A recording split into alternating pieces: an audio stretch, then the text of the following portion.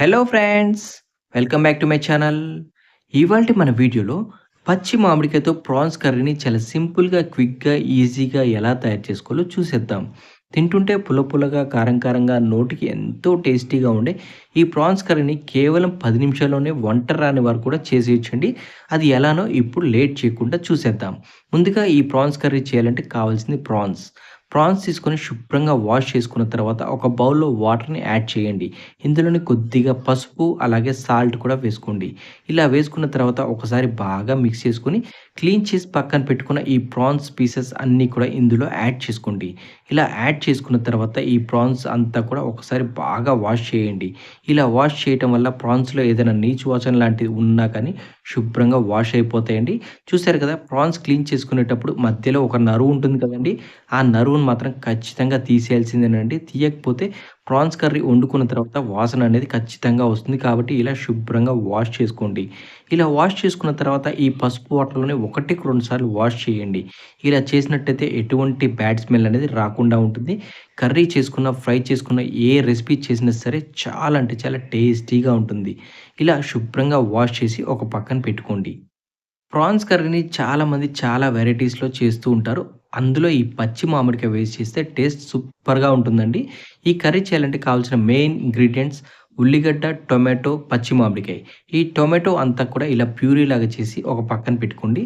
ఇప్పుడు ఈ కడిగి పక్కన పెట్టుకున్న ప్రాన్స్ కూడా సిద్ధంగా ఉంచుకోండి. ఇలా ఇవన్నీ ప్రిపేర్ చేసుకున్న తర్వాత స్టవ్ ఆన్ చేసి స్టవ్ పైన ఒక పాన్ పెట్టుకోండి. పాన్ మందంగా ఉన్నది తీసుకోండి. అప్పుడే అడుగు మాడకుండా ఉంటుంది. ఇలా పాన్ హీట్ అయిన తర్వాత ఇందులోనే 2 లేదా 3 టేబుల్ స్పూన్ ఆయిల్ యాడ్ చేయండి. ఆయిల్ హీట్ అయిన తర్వాత ఇందులోనే ముందుగా కట్ చేసి పక్కన పెట్టుకున్న ఈ ఆనియన్స్ అన్నీ కూడా వేసుకోండి. ఇలా ఆనియన్స్ అన్నీ వేసుకున్న తర్వాత onions light golden brown colour వచ్చే వరకు వేయించుకోండి.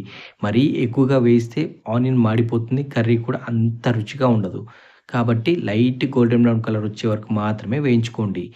ఉల్లిగడ్డ అంతా బాగా మగ్గిన తర్వాత ముందుగా వాష్ చేసి పక్కన పెట్టుకున్న ఈ ప్రాన్ పీసెస్ అన్నీ కూడా ఇందులో యాడ్ చేసుకోండి.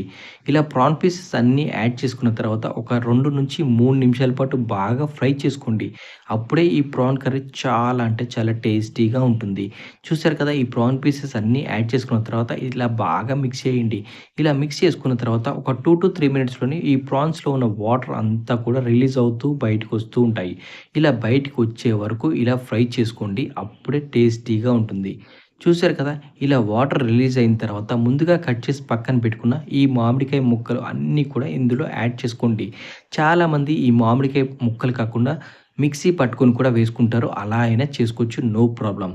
చూసారు కదా! ఈ మ్యాంగో పీసెస్ అన్నీ యాడ్ చేసుకున్న తర్వాత ఇందులోనే కొద్దిగా 1 లేదా 2 table spoon fresh ginger garlic పేస్ట్‌ని కూడా యాడ్ చేసుకోండి.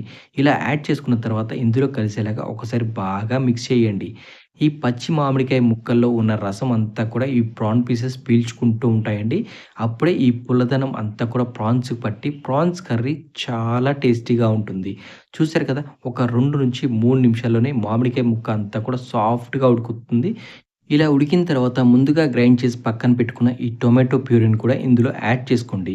ఇలా యాడ్ చేసుకున్న తర్వాత ఇందులోనే 2 టేబుల్ స్పూన్ కారాన్ని కూడా వేసుకోండి. దీంతో పాటుగానే 1 టేబుల్ స్పూన్ సాల్ట్ కూడా వేసుకోండి. కారం, సాల్ట్ అనేది మీ రుచికి తగ్గట్టుగా అడ్జస్ట్ చేసి వేసుకోండి. సరిపోకపోతే లాస్ట్‌లో అయినా సరే వేసుకోవచ్చు. No problem. ఇలా ఇవి 2 వేసుకున్న తర్వాత ఇందులోనే కొద్దిగా గరం మసాలా, అలాగే ధనియా పౌడర్‌ని కూడా యాడ్ చేసుకోండి. ఇవి 2 కూడా నేనైతే హాఫ్ టేబుల్ స్పూన్ యాడ్ చేసుకున్నాను. మీరు మసాలా ఎక్కువగా తిన్నట్టయితే కొంచెం ఎక్స్‌ట్రాగానే యాడ్ చేసుకోవచ్చు. No problem. చాలామంది ఇక్కడ పెరుగును కూడా అంటే ఫ్రెష్ కర్డ్‌ని కూడా వేస్తూ ఉంటారు. అది కేవలం ఆప్షనల్ మాత్రమేనండి. మీకు కావాలి అంటే వేయండి. లేదంటే స్కిప్ చేసుకోండి.